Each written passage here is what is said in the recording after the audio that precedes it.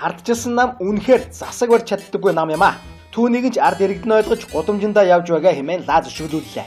Өчигдрийн энэ сонгуул бол зүй ёсны дүн байвал байлаа. Монголчууд бид андуурсан сонголт хийснийхээ үр дүнг маш өндөр өртгөөр төрж баймаа чинь ардчилсан намыг засгийн эрхэнд гаргаж болохгүй гэдгийг ойлгох шиг болов. Олон ил улсын зарим нэг баримтуудыг тоочход хангалттай. Юуны өмнө бид Чимтийн сайхан балаг гэдэг урагчийг гаргаж ирснээрээ Эрдэнэтээс 7 дахин их нөөцөхийн оюутлогын орд газараа хусамж өдөөлгүй үүр далдав. Нэгдүгээр эдийн засаг, хоёрдугаар эдийн засаг, гуравдугаар эдийн засаг хэмээн гарч ирсэн сайхан балгийн балгаар оюутлогын гэрээ 2035 он хүртэл хойшилсон. 2037 онд оюутлогын гэрээ дуусгар болно. Энэ үед оюутлогод хоош нь хөл үлдэнэ. Англи улс руу нисч айлын галзууханд Монгол улсыг дээрэмдэх төлөвлөгөөг ярьж байсан энэ хүн сансантай хүрч Монгол улсын эдийн засгийн хамгийн том боломж оюутлогын баялагийг үрд үгүй хийх шиг боллоо.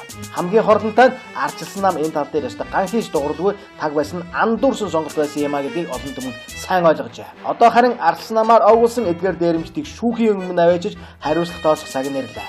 Монгол ардын намд ийм боломж бүрэн бий. Тэд одоо үнэмлэхүй олонхолж засгийг эзэгнэх хэрэгтэй болсон. Ард түмний хамгийн ихний хүлээлт бол эдгээр дээрэмжтэд хариуцлага тооцохыг харах. Энэ бол Монгол ардын намд хүлээлгэсэн Монголын ард түмний хамгийн ихний шалгалт юм. Хэрвээ үүнийг л барьж авч чадахгүй юм бол та нар мангар нэрнээс салж чадахгүйгээр 4 жилийг үлдэх болно. Хааны алба халаатай гэдгийг сая та хүн харлаа. Үзлээ ухаантайхан шиг л байгаараа да.